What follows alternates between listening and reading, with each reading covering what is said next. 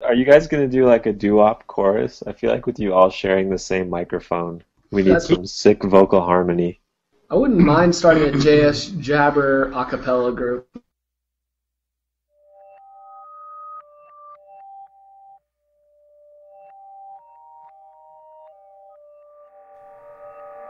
Hosting and bandwidth provided by the Blue Box Group. Check them out at bluebox.net.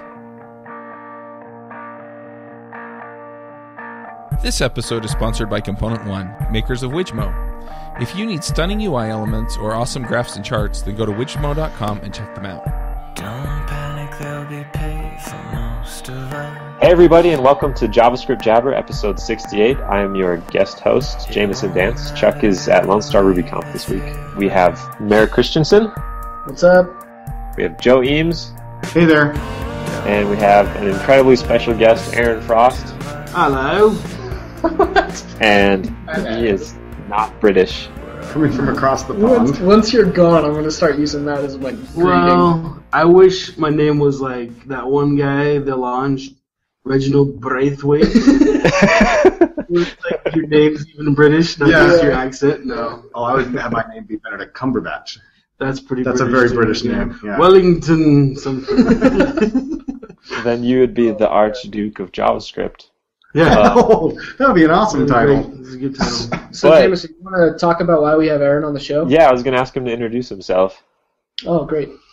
So I'm a web developer at an awesome company called Domo. But what's your official title?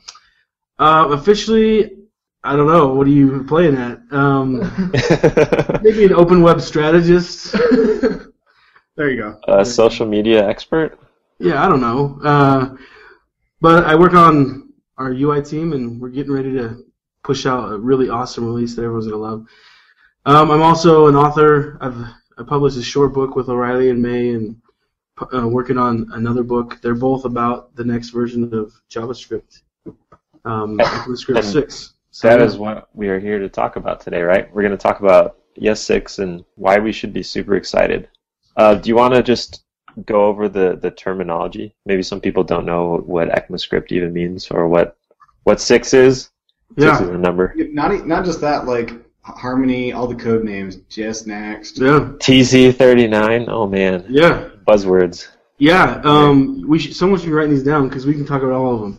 So, start off. How is JavaScript and ECMAScript related? So when Brendan first built JavaScript, it was called LiveScript, and by the time it was done with beta, Sun had gotten involved and they renamed it to JavaScript, right? And they tried for a really long time to make progress, and they did make some progress, and they eventually had some falling outs, and there's some videos online where you can watch Brendan and Eich talk about it. Douglas Crockford, and one of them compares it to the Fellowship of the Rings, where they just kind of fell apart, and the other one compares it to the Good, the Bad, and the Ugly, and so they just kind of fell apart, and they needed some help. So what happened in the past was they got this international standards body called ECMA to adopt kind of the API of what was then JavaScript, and that API became like the official script API of ECMA. So ECMAScript is like this API and this language API, and then there's different implementations of it. So like implementations some of us have heard of is like JavaScript is one, VBScript would be one. Some companies have implemented their own flavor of something like JScript, which is like JavaScript, but it's ActionScript, yep. So these, and you guys probably know more, but these are all implementations of the ECMAScript API. So JavaScript is an implementation of ECMAScript. So when the ECMAScript version gets updated, when they update that API, all the implementations now get to go update and try and work together. So Microsoft's implementation tries to get to play well with Firefox's and Chrome. So yeah. Got it. So ECMAScript is the canonical one, and the thing everyone calls JavaScript is really just the implementation of this standard, right? Yeah. Sweet. So kind of sounds like the adoption by a standards body, that was almost, I don't know if it was at the time that they realized how wise it was, but I assume that the adoption of JavaScript across the browsers had a lot to do with the fact that it was a real standard rather than just one body saying, hey, we've got this thing.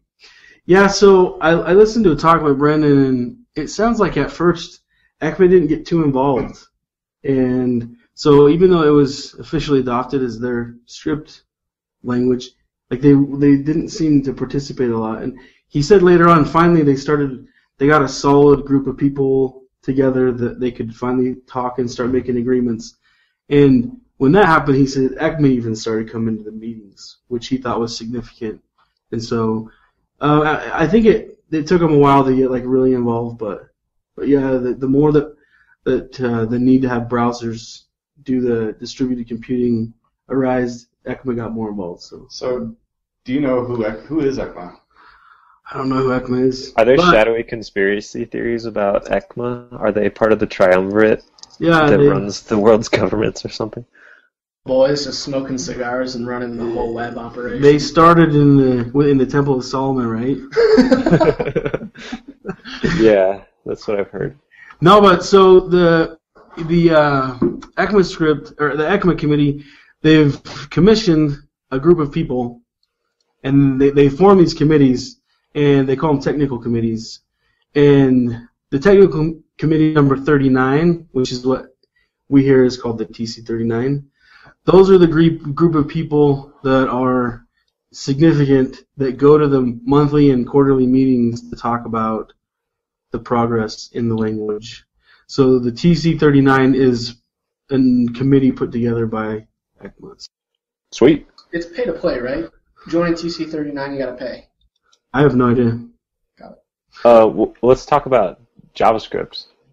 Like, All right. What's up with ES6? Okay. So you guys asked a question though. What's the difference between like ES6 and JS.next and Harmony? What are those things? Yeah. And when I started reading about it, I just called everything Harmony because that's what I thought it was.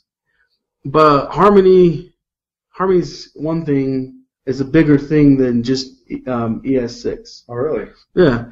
And ES.next is different than ES6 too. So when the committee is working on the next API, the next spec, that's what they call whatever the next one is called ES6 or JS.next. Oh. So that happens to be ES6 right now. Right now that's ES6. Right?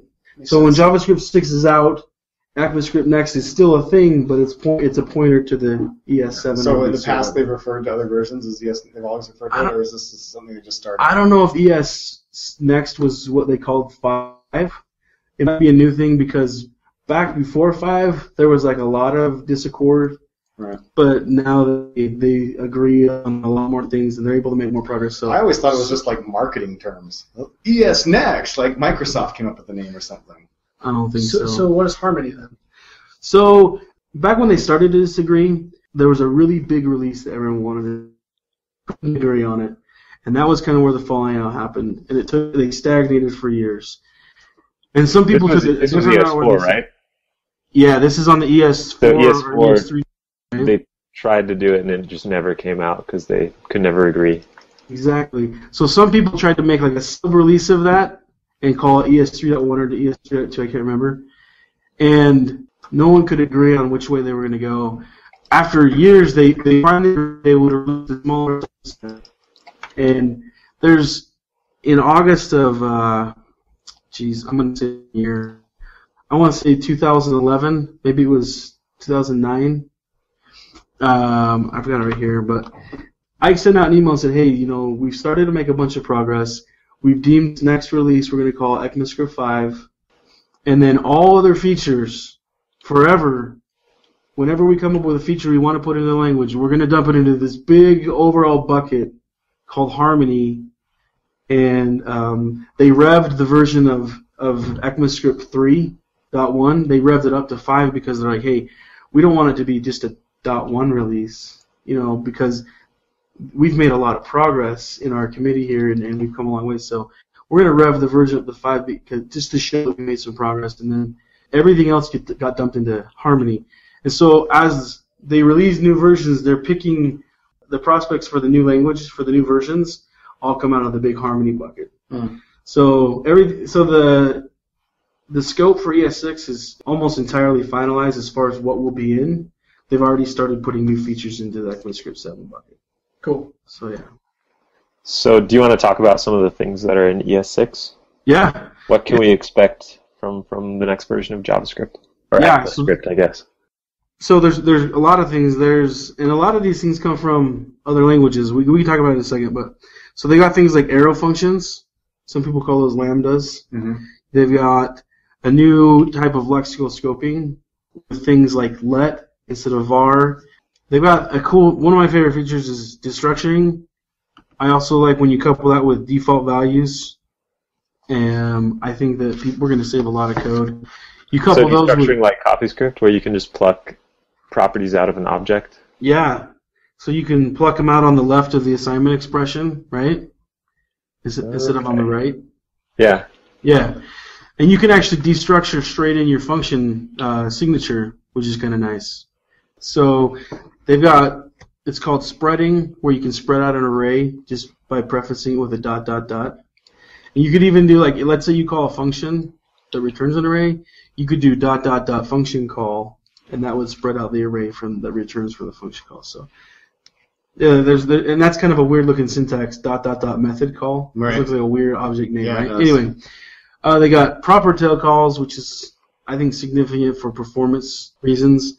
They've got sets and maps, official sets and maps, and they've even implemented something called weak maps to help prevent memory leaks. They've got equivalent detection to test equality. It's called egal, which is French for equal. Really. So, like checking object equality? Yeah, so like instead of saying equals, you can say is or is not. Okay. There's a new syntax on it for is and is not. Huh, I don't know why they added that, but that got in there. They have new things for generators, like generators and iterators, which will help us write our own type of for loops. So they have it's like string interpolation, and they allow you to do kind of templates. They have binary data. They have some API improvements. So are they still doing binary data, or are they pulling that out? Because Did you read that they were pulling it out? I don't know. It seemed like there's some speculation about that. I haven't heard anything about them pulling Okay, it well, out. But maybe they aren't. I heard it was in, but it might be out. Yeah. So you want to, I guess, divulge, from the top, why are fat arrows useful? I mean, obviously they're in JavaScript. They do the binding of this, but what, So kind of starting from that first feature, the arrow functions. So in JavaScript, we all know that finding out what this is really fun, right? Yeah, because this my favorite thing. This can change, and sometimes what you think this isn't this, right? This is really something else. Like if you pass a callback. To talk about. What's that? It's hard to talk about on air, but it's easier when you have like a whiteboard. But if you passed like a callback in and it had a reference to this, well, when you pass it into another object, this mention is going to be pointing to that object. Sure. This. So anyway, it's easy to mess up this, especially in those kind of callback situations with traditional functions. But with arrow functions, you kind of get it forces the scope so that with the time when the function is created, whatever this was at that time, it's bound to this. So it's like creating it and then using the bind function. It's like using bind, yeah, exactly, or saying var me equals this and then saying closing me over var this. Yeah, so it's kind of a replacement for binding everything or aliasing this to something else. So. Sure. So yeah, so that's kind of the benefits of arrow functions. I think they have some weird syntax though that people will complain about, but I think it'll be okay.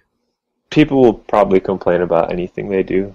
Someone's gonna hate any of it. So you just listed kind of a grab bag of stuff there. You sounded like a used car salesman. Like you got your carburetor and your camshaft, and like there's all this stuff in it. Are there any more important parts you think are going to be huge deals to general developers? Yeah, we could just kind of go through one at a time if you guys want to. And we can just talk about. Sure, maybe just talk about the things you think are the coolest. So at the top of our functions, we spend a lot of our time doing something that I call data proofing our functions. We spend the first few lines like destructuring. So if they give us an array, we pull out index 1 and 2, and we do something with that. Or if they give us an object, we pull out its ID and store that off. And then we got to make sure that's not undefined. Otherwise, the internals of the function are going to break. So we spend a lot of our time doing something that I call data proofing our functions. And And a lot of the syntax, the sugar that they give us inside this new release, I think help us with that. So like destructuring, they make it real easy. Instead of spending like 3 lines to pull 3 variables out of an object, you can just do it all in 1 line. Like the syntax for destructuring, like so let's say you had an object with an ID and a name and an address. Instead of saying var name equals object.name, var address equals object.address, and var ID equals object.id, you could just say var, and then you do a brackets, and you say ID, comma name, comma address, close your brackets, and say equals the object. And then what happens if it does find, and what if it is undefined? So the destructuring, that's a great question. So the destructuring has, they have a refutable pattern, which you can argue with. So the pattern I just told you, like var. Sure, the standard destructuring, like you see in CoffeeScript. So that's irrefutable. If you do braces, name, comma, ID, comma, address, those 3 things better be there, or you're going to get an error. You get an exception. I don't know if it's what kind of an exception is, a reference or if it's something undefined. I don't know what it's going to be, but you're going to get an error of some sorts, right? But if you preference, like, let's say you're not sure if the address is going to be there, you use a question mark address, and when it's trying to destructure that object and find its address, if that's undefined, it'll be more forgiving, like kind of like what we're used to with JavaScript. It'll say, okay, I'm going to give you an undefined for that value. I'm not going to throw an error. So in that case, could you do paths in your destructuring? Paths? So like nested? Yes. Yeah, you can nested destructuring. You can give it a refutable reference to downside and inside of those paths as well too. And you could even alias it. Like let's say they've got like some weird key value name, right? Like you could, say name equals whatever the weird key was. Like if the key was like _h, you could say name equals _h, and it will destructure the _h into the name variable. Got it. So you can even do like alias, things like that. But so they're called destructuring patterns, and in your patterns you have to make sure that you're using that refutable syntax if you think that there might ever be undefineds coming through. Got it. You know what I'm saying? Yeah. Otherwise you're gonna get errors. So that'll be some of the fun we get to play around with. And some of the browsers have already implemented this. Like Firefox has already begun to implement this. So if you pull up their, what's that word? That web. DevTown? They have like some. Yeah, it's like a web preview thing. Yeah, they've got this. I can't remember the name of it right now, but like anyway, a scratchpad. It's like a scratchpad type thing. You can write it in there and execute it in Firefox. So you can already start to dork around with these things. But, so it's essentially a DSL that tells you how to map object values into, or potentially keys into. Exactly. Yeah, it's pretty cool. I think it will save us a lot of time instead of pulling them out on multiple lines or comma separating our destruct. So that's destructuring. And then there's also things like default values. So like let's say I'm going to pass you in an object, but let's say it comes in as undefined. Then I can like up in my method signature I can say, like let's say the object name I call it in object because it's this object that's coming in. Well, I can say in object equals an empty object, or in object equals some method call that will return me a default object. Right. Or I can say in object equals new object just to get a notice. So you can do default parameter syntax up in your method signature, and you could even like put those 2 things together to destructure an incoming object and give it default values all up in the method. So essentially default arguments, rather than having to say, hey, it's equal to this or this value, you just do that all in the arguments. Exactly. And then they also have something called rest parameters.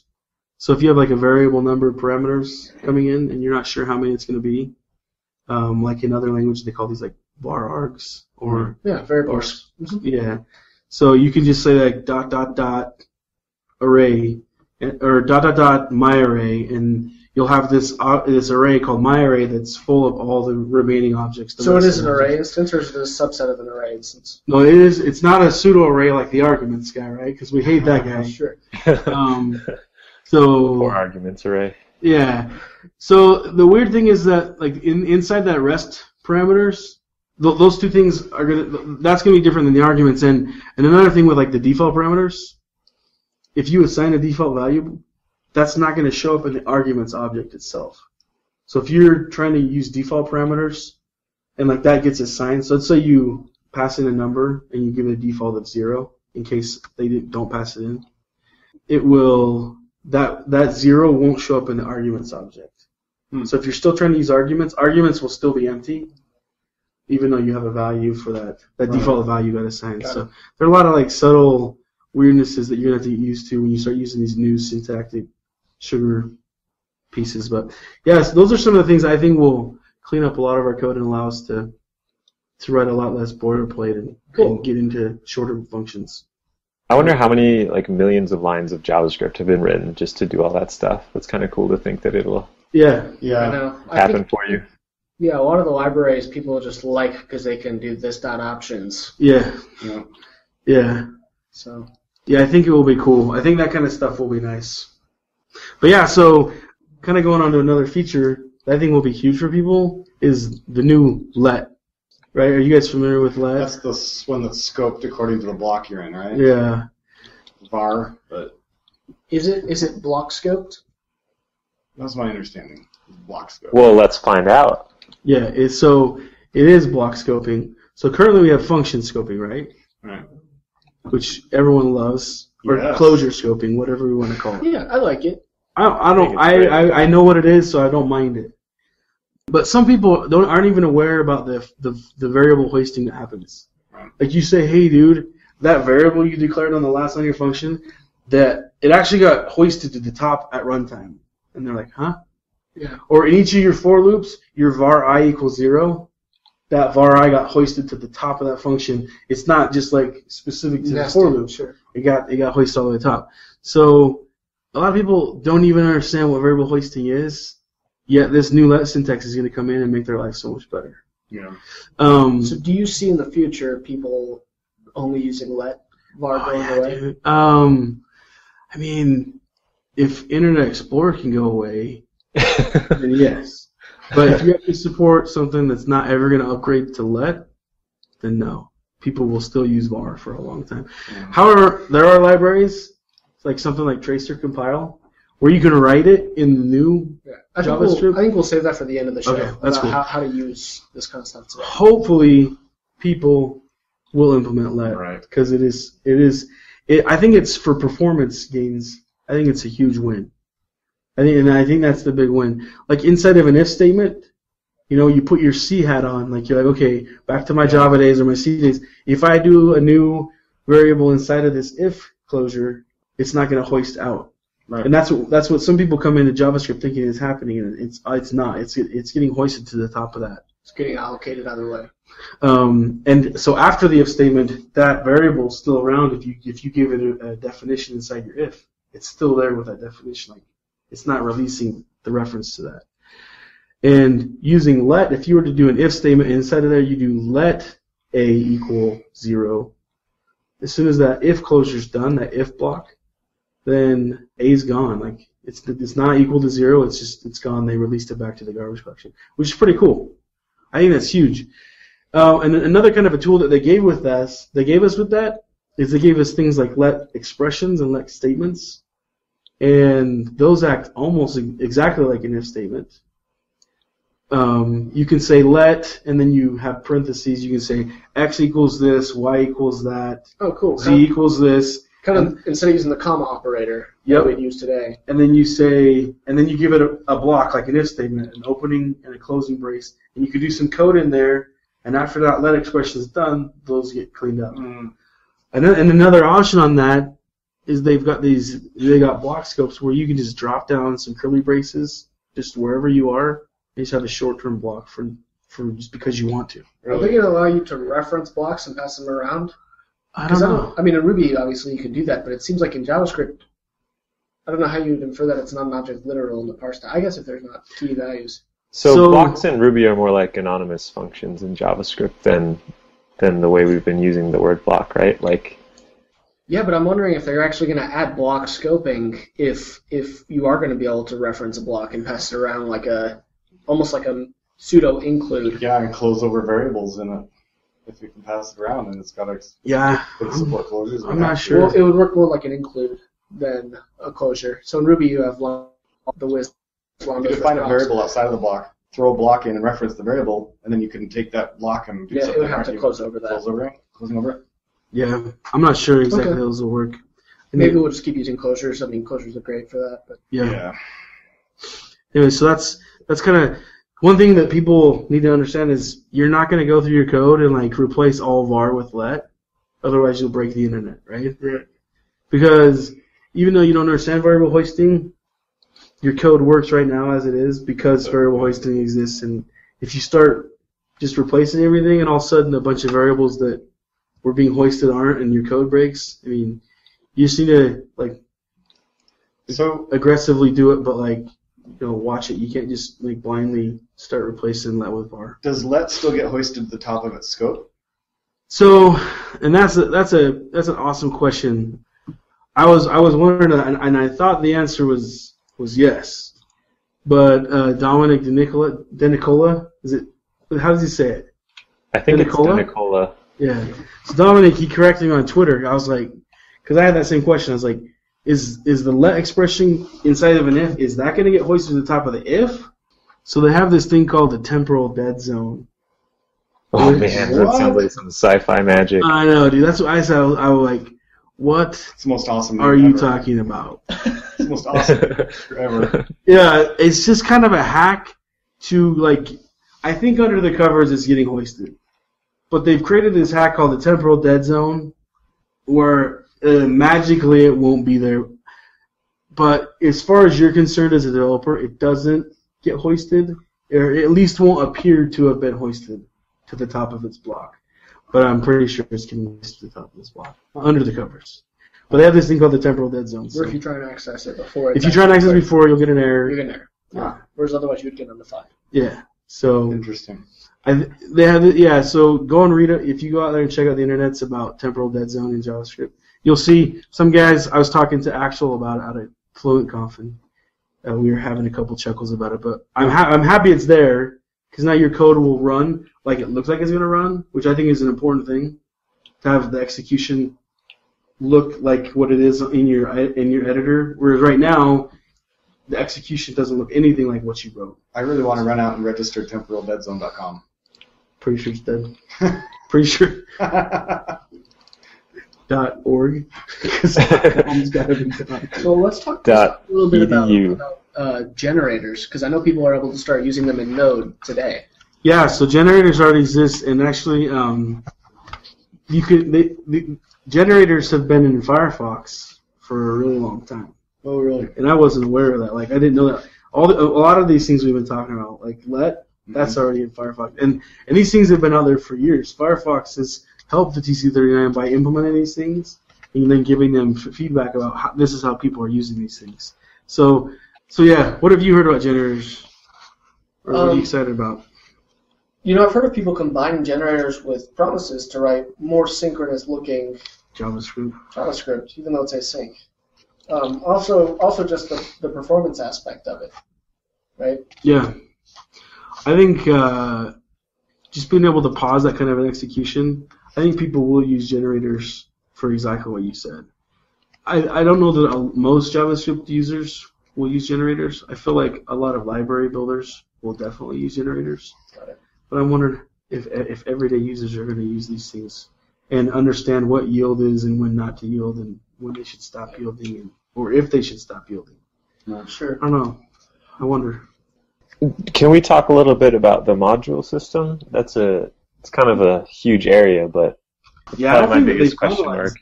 I don't think they finalized the module system. I think it's stabilizing, but is it? Yeah, it's still up. I haven't. So that's one chapter I haven't got to in this book is to the modules because it isn't stable. And I've already worked on a couple of chapters where they weren't stable and had to rewrite the whole thing. So unfortunately, I don't know as much about the modules as I should. I do know that they took a careful look at AMD and the kind of the common JS modules and looked at those two approaches, and they ended up with a completely different one, a third one, which some people are excited about and some people weren't excited about. Some of the Googlers were like, "What is this?" And some of the some of the other people in the community were like, "Hey, this is great." At first I didn't think I'd like this, but I really do like it. So I don't know, but you can already use those. More than being punched in the face, though.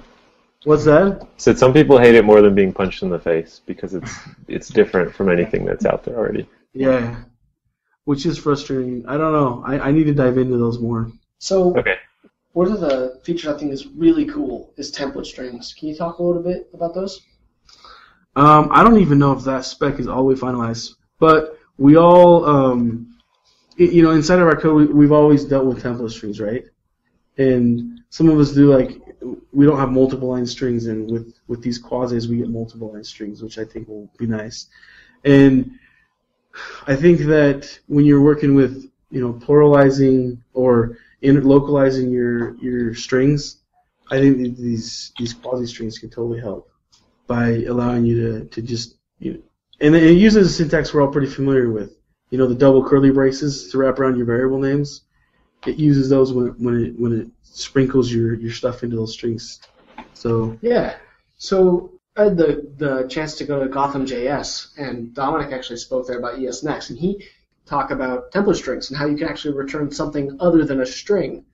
One of the examples he used was in Node.js to create to shell out and call a system command. You could simply use a template string and return back a child process. So we can use template strings to implement these little DSLs throughout our app. That's pretty cool. Yeah, so I think there's huge uses. One thing that when I was reading about it, at first I didn't understand. It's almost like it's a function. You create this little quasi generator thing, and then you end up invoking it like a function with some text afterwards. Yeah. And it spits you back, as Merrick said, either a string, which is how a lot of people will use it, but you could also make it return not a string. Yeah. Return another thing besides that. And so I think it will be interesting how people will decide to use it'll be weird. The quasi generator stuff. So it'll be exciting though. It'll be really cool. So people have done crazy things with all the different things that people have ever implemented in the language, and with the ability to monkey patch JavaScript on the fly. It's going to be interesting to see what people do with more features, these generators, right? Yeah. So we'll see with the quasis. We'll see. So go ahead, Joe. I was just going to say, one of the things I really wanted to hear from Aaron is Aaron's made some fairly controversial statements about IE, and I think that this would be great to put onto the show, because I think there's a lot of information that he's spit out that I didn't really thought through before, thinking, Microsoft's been talking about IE is now an evergreen browser, so.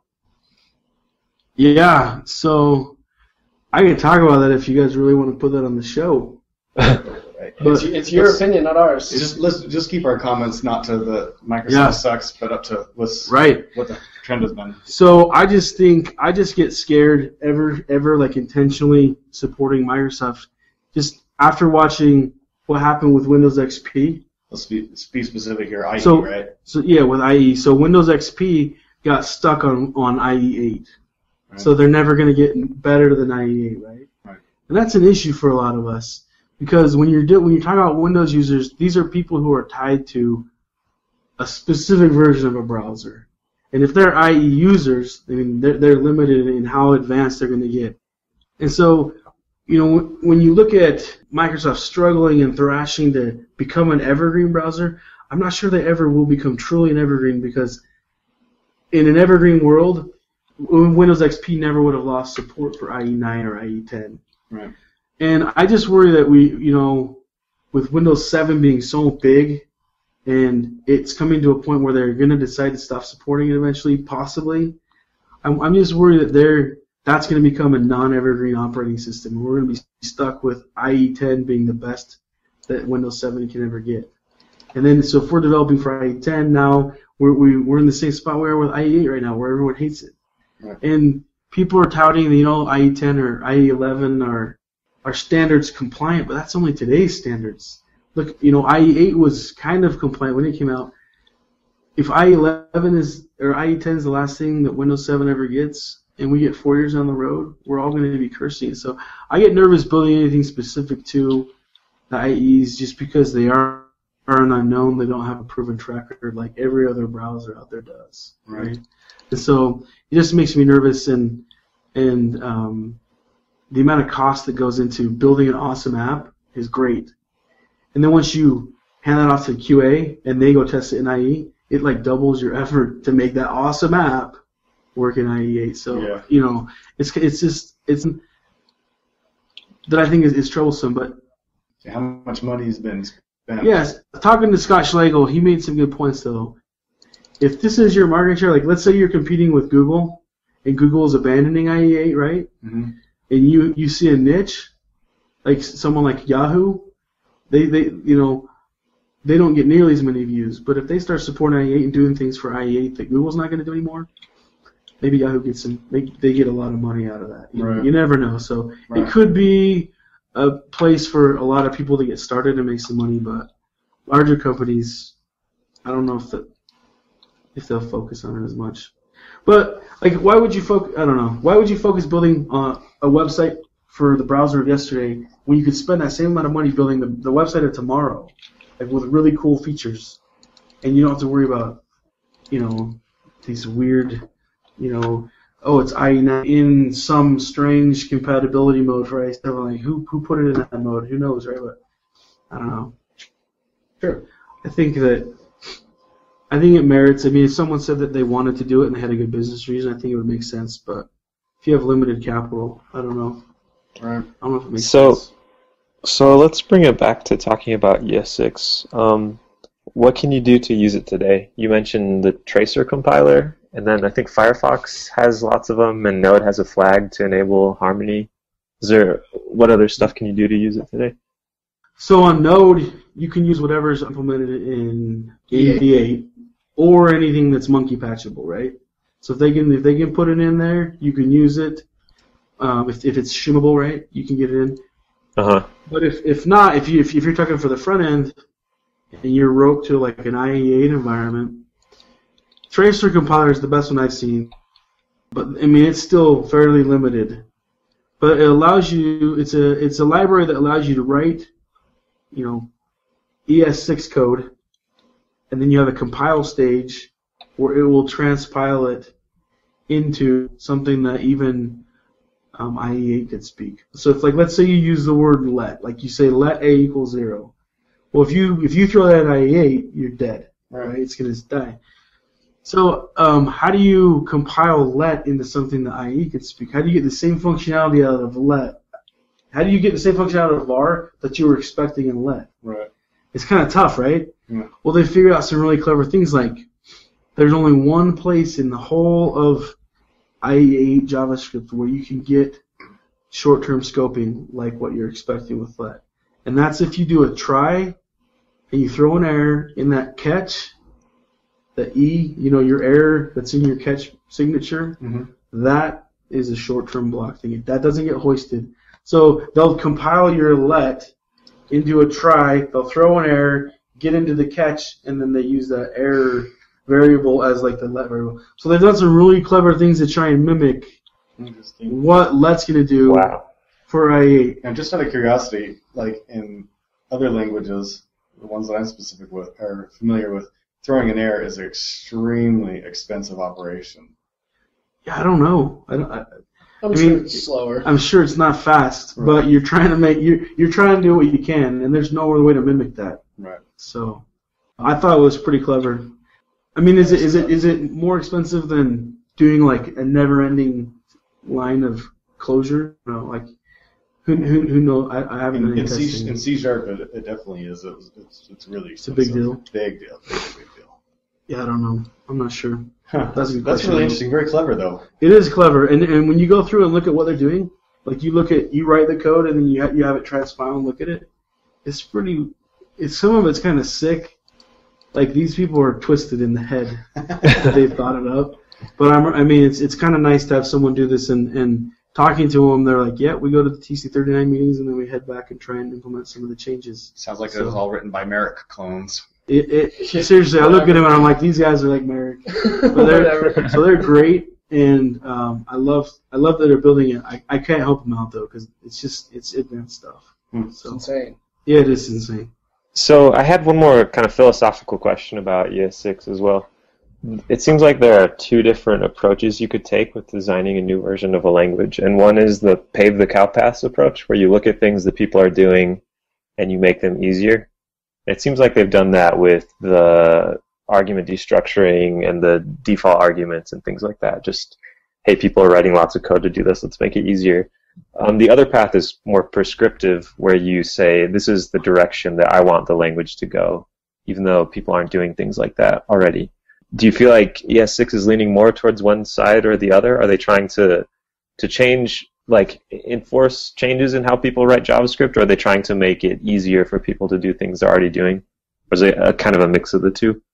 So, like with Let, they're obviously trying to force people to do better things, right? But they also have like a big mantra, which is they're going to adopt de facto standards from the community. And that's where arrow functions came from, right? A lot of other languages have that syntax. And so people understand what it is. CoffeeScript's got fat and skinny arrow functions. Destructuring, right? And destructuring, right? And the var args, and anyway, they've got a lot of things, and they've said we'll adopt de facto standards in place of pioneering new stuff where we can. And so I really think that when I look at ES6, I look at, wow, there's a lot of stuff other languages already have, and they just kind of picked what they like the most and what they were able to standardize into JavaScript without breaking the internet, right? So I mean, it's all really exciting for me, I think. But yeah, I don't know if I answered that question right, but no, that makes sense. Just kind of a mix of both. Yeah. Well, should we wrap this up? Yeah. I think so. Do you have any last thoughts on ES6? In 3 words, what's your very favorite feature in ES6? Destructuring default parameters. Cool. Sweet. Modules? So I don't know. Oh, cool. For sure. Modules, probably. I should say that modules number one. Yeah, there's a ton of stuff for ES6. Like, we barely scratched the surface of it here. There's like class semantics. Can I say my least favorite? Yeah, of course. You just said it. Class semantics. Yeah. So I mean, there's a ton coming. Tons. you should plug your book, Aaron. I was going to ask, where can people go to learn more about this stuff? One of them is your book, right? Yeah, so the short one we published in May, it's a free read on O'Reilly's site. It's called JS.next, a manager's guide. And it's a book that you would hand to your manager if you're a developer and say, hey, look at this, this is some good explanation of the new language, a good explanation about the efficiencies of us moving towards it and abandoning older standards. And it gives you a lot of good arguments and community examples of people moving towards it and I talk about how I think that's going to make them successful. The other one, it should be out in short release, in a pre-release version, hopefully by like the end of September. But it's called ES6 Developer's Guide, and it's a field guide for ECMAScript 6. Talks about all the different features and gives you code examples and explains it. Awesome. Yeah, I'm excited. It'll be fun. One thing that I should say about ECMAScript 6, the spec doesn't officially, they don't finalize it until December of this year. And they're going to give it 12 months to be officially approved as like the official ECMAScript 6. So it's not going to be official until December of 2014. However, it'll be finalized in this year's December, and they kind of go into a hardening phase where only bug fixes will go in after that. So yeah. So it won't be official until in a year and a half from now, and there's a reason they have to do it in June's or December's. So they couldn't get it into this June that just passed, so they got to wait till December. But yeah, so the book will be out way before it's done, though, and you can start learning it and using it right now if you want to. So cool. Awesome. Let's dive into the picks then, since it sounds like you guys have to take off. Joe, do you want to start? Sure. I'm going to make 2 picks. I went last night and saw Pacific Rim, and I really liked it. I didn't love it, but I really liked it. I saw it in 3D IMAX, and I thought it was kind of worth Guillermo del Toro is such a visual director. It was really cool in 3D IMAX. So I'm going to pick that, and I'm also going to pick, I think I've done this a couple times, but that conference, just because they have a bacon bar coming up in August. Actually, in just a couple weeks, it'll be like a week away from when this gets published or something, 2 weeks away from when this gets published, but bacon bar, gotta love it. Awesome. Merrick, do you want to go next? Sure. So first is a band called Phox, Phox. They have a video series on Audio Tree, and I don't know, it's really interesting music. They've got a lot of instruments going on at once. They do it in a really interesting way. The second is I recently had the opportunity to go speak at Gotham JS, and I got to meet just some awesome people down there. A lot of them were listeners, and they had a lot of kind words to say about the show. So really, I want to pick our listeners. I'm grateful we have people on the other end of these bits. So that's it. You're the sweetest, Merrick. I'll go next. So I have a bunch because I've missed a few shows. My first pick is a thing for remote teams called Squiggle. So you connect to the site and it turns on your webcam and it takes a picture of you periodically every few seconds. And it does that for everyone. It gives you a little dashboard of your whole remote team. So you can kind of feel like you're there with them, but then the cool thing is when you actually want to talk to them, you just click on their portrait and it turns into a video conferencing thing. So it just seems like a really cool way to try and recreate the feel of having a team in the same place. Because you see all your team on your screen, even though you're not talking to them directly, but then when you want to, it makes it really easy. My other pick is NodeConf. Oh my goodness, NodeConf. NodeConf was the best conference I've ever been to by far. It was amazing. I had a similar experience to Merrick where there were lots of people I met that listened to the show, and that was cool. It felt really surreal. But it was just incredible. I met lots of great people. There's a blog post by Isaacs kind of summarizing his experiences with NodeConf, and I think he does a good job of describing why it was so fun. So that's my pick, NodeConf and Isaac's blog post about it. And the last one is it's an album by a guy named John Hopkins. It's called Immunity, and it's kind of ambient electronic music. It's wonderful. It's really great to listen to while just coding, and it's probably my favorite album of the year so far. So those are my picks. Aaron, do you want to go last? Yeah, I'll pick movie. So there's a movie theme. I'm going to pick Tombstone. Watch this week. I love that movie. Dude, with Wyatt Earp and the old Western one? 80s. Sorry, yeah, the Val Kilmer one. I think it was 90s. Tell them I'm coming. Yeah. Dale's coming with me. Yeah. It's so good. I'll pick Tombstone. I'm going to pick Justin Timberlake's latest album for my music. It's a good coding vibe on it. And then I'm going to pick Polymer.js. Nice. They did a screencast this week about all the stuff they're doing with web components, and it's pretty sick. I'm pretty excited for Polymer.js. So, yeah. That's sweet. My picks. Awesome. Well, thanks for coming on, Aaron. Yeah. I'm sorry I had to make you share a room with Merrick and Joe. Hey, I want to put one last thing out there. If you happen to be going to that conference, please come and find me and say hi. Awesome. All right, well, we will catch you guys next week. Thanks for coming.